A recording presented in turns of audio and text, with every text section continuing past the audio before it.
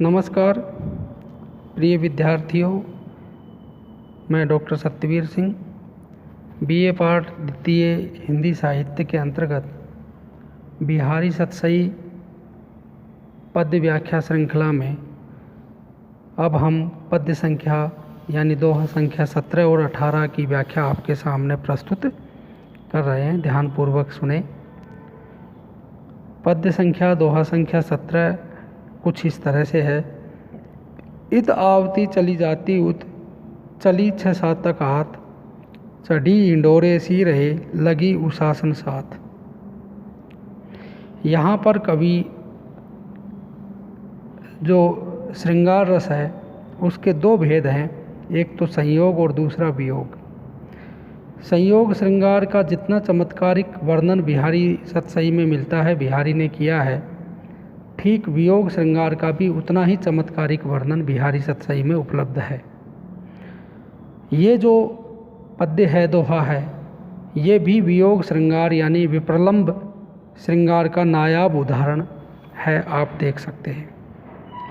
और इस दोहे के माध्यम से एक ऐसी नायिका का वर्णन कवि कर रहे हैं जो अपनी वियोग अवस्था की चरम स्थिति में है और उन्माद की स्थिति में है।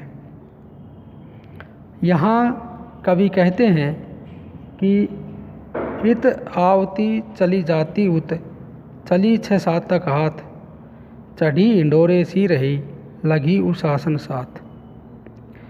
एक ऐसी नायिका जो अपने नायक के वियोग में इतनी अधिक व्याकुल है कि वो इतनी अधिक कमज़ोर होगी कि बिल्कुल एकदम कागज़ की तरह से हो गई। इत आवती चली यानी वो इधर आ जाती है और उधर चली जाती है, पता ही नहीं लगता कब इधर आ जाती है और कब इधर चली जाती है। चली 6-7 तक हाथ, मतलब 6-7 हाथ इधर चली जाती है, 6-7 हाथ इधर चली जाती है।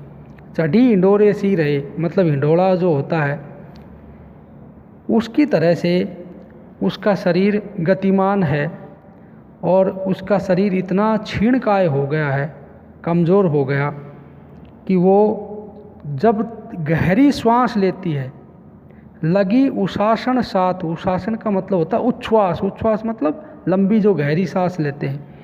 तो जैसे ही वो अपने प्रियतम के नायक के वियोग में सोचती है और जब सोचकर वो व्याकुल होती है और जब वो व्याकुल होकर जब गहरी सांस लेती है तो उस सांस से उसका शरीर इतना क्षीण है कि वो सांस लेने से ही 6-7 हाथ इधर सरक जाती है, कभी 6-7 हाथ इधर सरक जाती है। लगी उशासन साथ यानी वो केवल सांस लेने से ही उसका शरीर एक जगह नहीं रुक पाता है, यानी कि इतना कमज़ोर हो गया और वो हिंडोले पर बैठी हुई एक महिला सी प्रतीत होती है। बिहारी ने यहाँ पर बहुत ही जो लंबी लंबी सांस लेना और जो वियोग अवस्था है उसका बहुत ही सुंदर चमत्कारिक वर्णन यहाँ किया है। और कभी ऐसा होता नहीं है, इसलिए अगर हम अलंकार की बात करें तो अतिशयोक्ति अलंकार और उत्प्रेक्षा भी है और विरह की चरम अवस्था दिखाई पड़ती है। अगर रस की बात करें तो श्रृंगार रस में विप्रलंब वियोग श्रृंगार का नायाब उदाहरण आपके सामने ये है।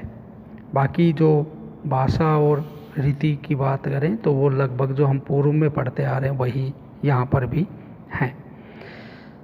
अगला दोहा है जिसकी संख्या 18 है और वह इस तरह से है।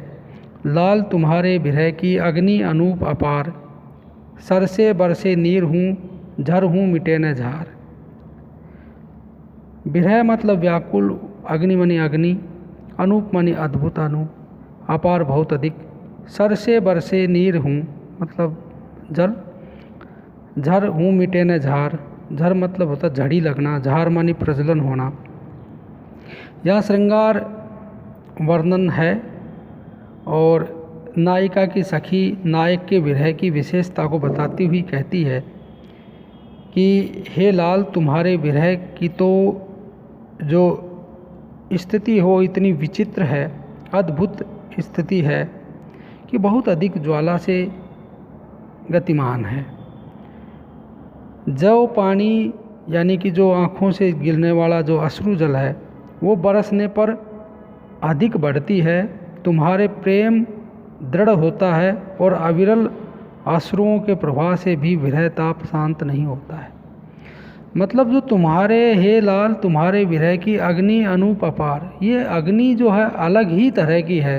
सामान्यतः विरह में, शोक में, अशांति में जब हम कभी रो लेते हैं, आँखों से आंसू बह जाते हैं, तो जो शरीर, जो अंदर का जो हृदय है वो बहुत ही शांति उसको मिलती है और व्यक्ति अपने आप को हल्का फुल्का महसूस करने लगता है।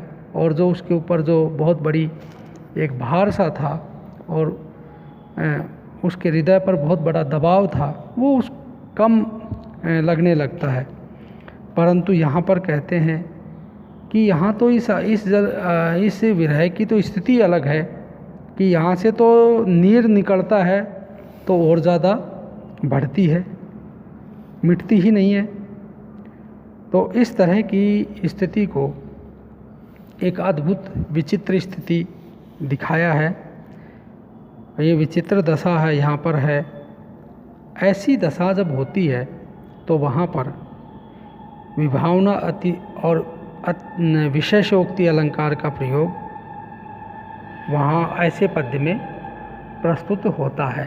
तो यहाँ वियोग की जो स्थिति है और उस वियोग की स्थिति में भी अद्भुत अपूर्व जो है वो चित्रण यहाँ पर इस पद्य में, इस दोहे में कवि ने किया है। धन्यवाद।